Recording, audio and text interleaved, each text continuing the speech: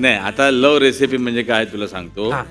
जसं ते मगाशी मी याला म्हटलं होतं की बाबा तुम्ही नाही म्हणा, हे सांगण्यासाठी एक हॉटेल पाहिजे होतं. मग एक हॉटेलमध्ये आम्ही गेलो. यांच्या ऑफिसच्या जवळच होतं. जे हॉटेल होतं ते बिचारं थोडं थंडच होतं. जस्ट 2 दिवस झाले चालू झालं. हा 2-3 दिवस झाले चालू झालं होतं.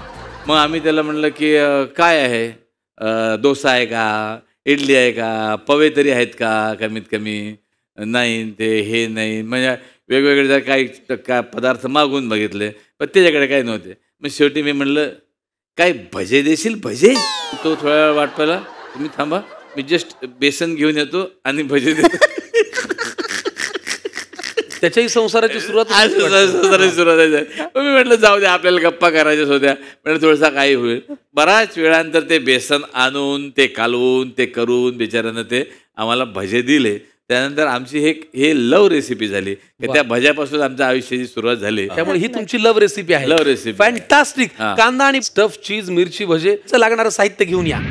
यांची लव रेसिपी आहे भजी, कांदा आणि इथे ढबरी मिरची. हे सगळं साहित्य आहे. कांदा आहे, ढोबळी मिरची आहे. त्याचा एक वेगळी रेसिपी नंतर करणार आहे. बाकी हे सगळं तिखट, मीठ, हळद, मिरची, कोथिंबीर, ओवा सगळंच आहे पदार्थ. फक्त आता मेन पदार्थ आपला पाहिजे आहे ते म्हणजे बेसन पाहिजे. बेसन एकदा मी सांगतो ते बघा, बरोबर आहे का. ढबरी मिरची, उभा चिरलेला कांदा, खायचा सोडा, उकडून मॅश केलेला बटाटा, बारीक चिरलेला कांदा, लाल तिखट, आल्याची पेस्ट, चीज, धणे जिरे पावडर, काळं मीठ, साधं मीठ, ओवा, चिरलेली बारीक मिरची, हिरवं वाटण, गरम मसाला, हळद, कोथिंबीर आणि हिंग. ठीक आहे, असं हे पदार्थ आहेत. आणि आता आपल्याला बेसन लागणार आहे. आता बेसन महत्वाचा पदार्थ. वहिनी या स्वयंपाकघरात बेसन आपण फॉर्च्यूनचं वापरतो. आणि त्याचे बरेच उपयोग आहेत ते मी तुम्हाला सांगतो, आधी घेऊन येतो.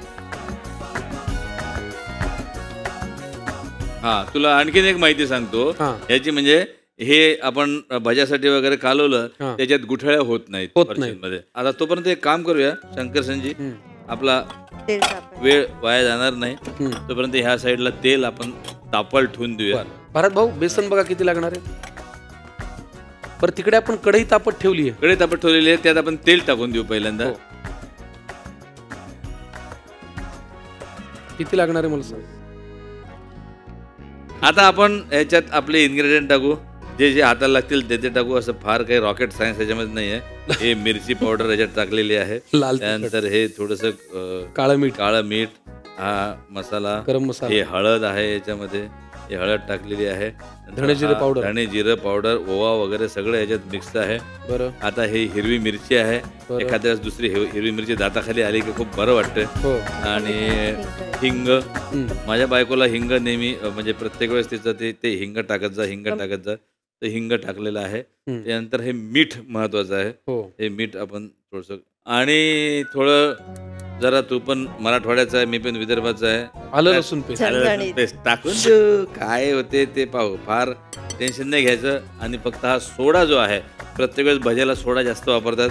मी काही सोडा वापरत नाही. पण मी तुला जो भजे करून दाखवणार आहे हे तू घरी घेऊन गेला तरी तुला कुरकुरीतच राहणार आहे. ते नरम नाही पडणार आहे. असं आम्ही खास आयडिया केलेली आहे भजी. आणि याच्यामध्ये थोडासा भाजलेला ओवा घाला.